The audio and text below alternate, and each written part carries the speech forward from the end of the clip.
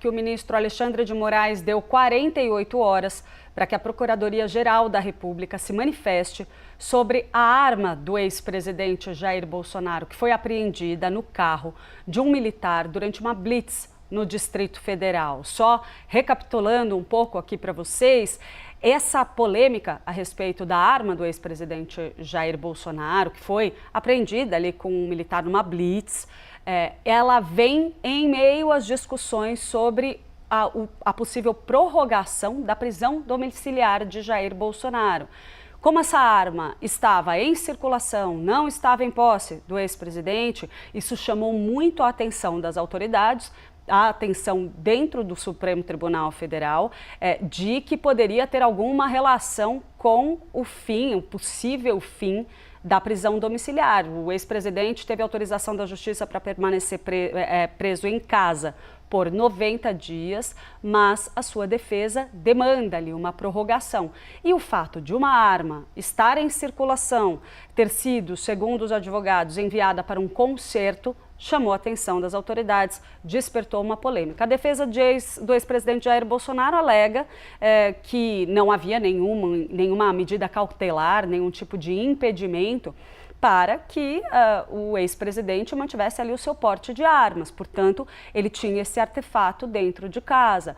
Mas a justificativa para que fosse feito um reparo nessa arma, o motivo dela ter entrado em circulação, saído da casa do ex-presidente, era porque os agentes ali que cuidam da segurança de Bolsonaro teriam removido uma peça do armamento, preocupados com o fato de que ele usa medicações psiquiátricas que já provocaram algum tipo de instabilidade e levaram o ex-presidente ali a ter eventualmente comportamentos erráticos, como, por exemplo, aquele momento em que ele tentou adulterar a sua tornozeleira eletrônica. Então, esse episódio da arma, por mais que pareça algo pontual, é algo que está em discussão diante aí da perspectiva de prorrogação ou encerramento desse período de prisão domiciliar do ex-presidente Jair Bolsonaro. Pedro Moreira contou para a gente mais cedo um pouco que Jair Bolsonaro prestou um depoimento sobre essa questão da arma.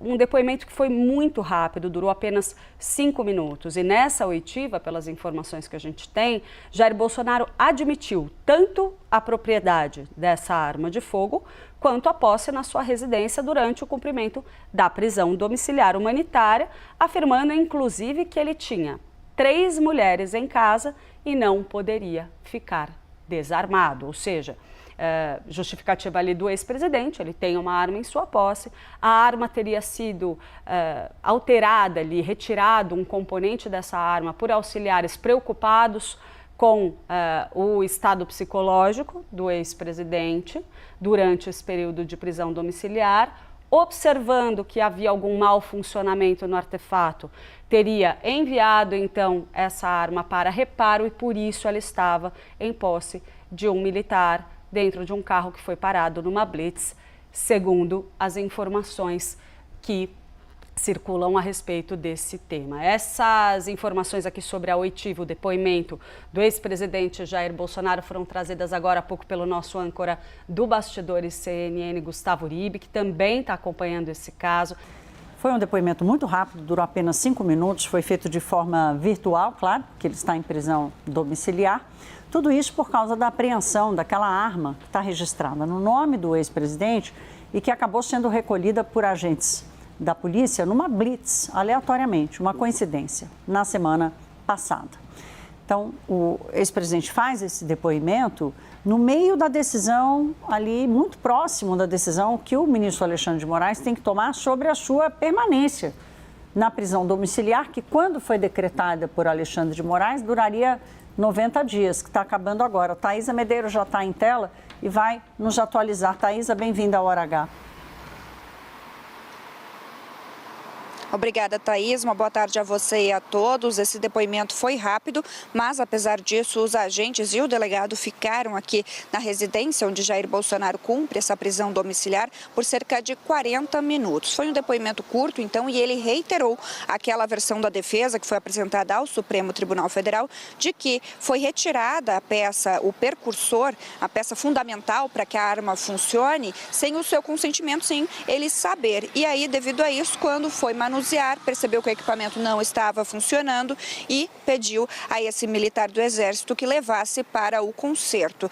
Esse militar foi pego com a arma em uma blitz, longe aqui da casa de Bolsonaro, né, cerca de 20 quilômetros daqui, e aí precisou prestar explicações, não possuía o documento desse equipamento e por isso, então, a arma foi recolhida, isso que aconteceu. E aí, nesse intuito, foi que o depoimento de Jair Bolsonaro foi marcado para hoje, para que ele explicasse à Polícia Civil do Distrito Federal todas essas circunstâncias. O advogado Paulo Cunha Bueno explicou por meio de nota, então, que Jair Bolsonaro de fato confirmou que a arma era de sua propriedade, que estava devidamente registrada e que em nenhum momento houve ali o pedido de cancelamento ou determinação, né, de que ela fosse entregue. Então, por isso, ela deveria de fato estar na residência do ex-presidente e ela não estava. Esse foi de fato um ponto reconhecido pelo advogado. Mas ele diz, em momento algum houve intuito de descumprir qualquer determinação legal, sendo certo de que se trata de episódio criminalmente acromático. E finaliza dizendo que aguarda que o inquérito seja arquivado pela Polícia Civil do Distrito Federal. Portanto, esse é o posicionamento da defesa de Bolsonaro, ele que reitera aquele ponto trazido, então, ao Supremo Tribunal Federal. O STF que não recebe automaticamente esse depoimento, mas que pode solicitar à Polícia Civil do Distrito Federal o conteúdo dessa oitiva de hoje. Então, ainda não foi solicitado, mas é possível que o ministro Alexandre de Moraes faça esse pedido para ter acesso ao que disse Jair Bolsonaro, lembrando que ele está às vésperas, né, do fim do prazo da prisão domiciliar, aquele prazo de 90 dias que foi concedido depois que ele foi internado para tratar uma broncopneumonia. E por isso, então, o ministro Alexandre de Moraes deve se posicionar ainda essa semana a respeito da manutenção ou não dessa prisão domiciliar. Esse depoimento, então, pode colaborar para essa manutenção ou para a revogação da prisão domiciliar. Thaís.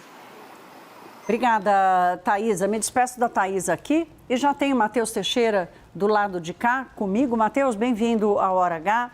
Matheus, a prisão do ex-presidente Jair Bolsonaro, nós sempre tratamos ela como uma questão que impõe alguma fragilidade ao cenário eleitoral. Mas, ao mesmo tempo, nós vimos algum arrefecimento desse tema, né? Até pelo fato dele ter ido para casa, a aproximação de Michele Bolsonaro com Alexandre de Moraes. Aí acontece esse fato inusitado da apreensão dessa arma, como se aparecesse ali algum empecilho. Qual é a leitura que você tem do STF, do entorno do ministro Alexandre de Moraes e até dos aliados e da defesa do ex-presidente Jair Bolsonaro sobre como é que eles vão sair desse incidente? Perfeito, Thaís. Boa noite a você, todo mundo que nos assiste. Tudo caminhava para a renovação da prisão domiciliar, né? O ex-presidente Jair Bolsonaro cumprindo todas as medidas exigidas pelo ministro Alexandre de Moraes.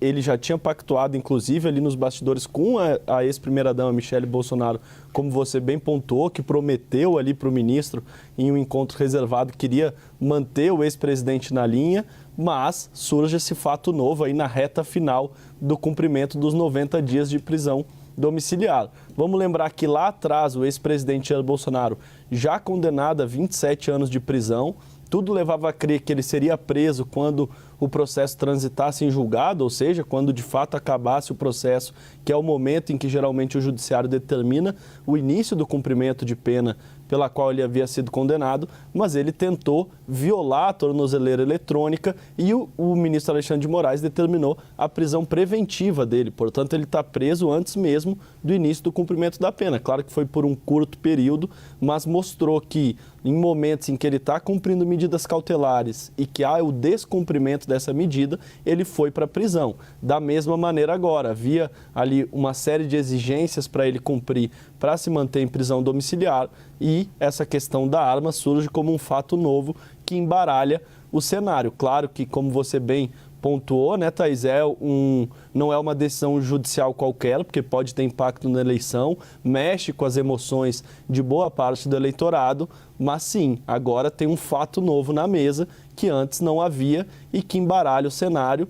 Nesta semana, o ministro Alexandre de Moraes deve tomar a decisão. Foi uma prisão domiciliar lá atrás já criticada, porque geralmente prisão domiciliar não tem prazo, mas ele impôs o prazo de 90 dias e na reta final surge essa arma para embaralhar o cenário. E agora a gente está aguardando aqui no F5, né, no sistema do Supremo, para ver quando sairá a decisão. Na quarta-feira é o último dia desse prazo que Alexandre de Moraes havia imposto.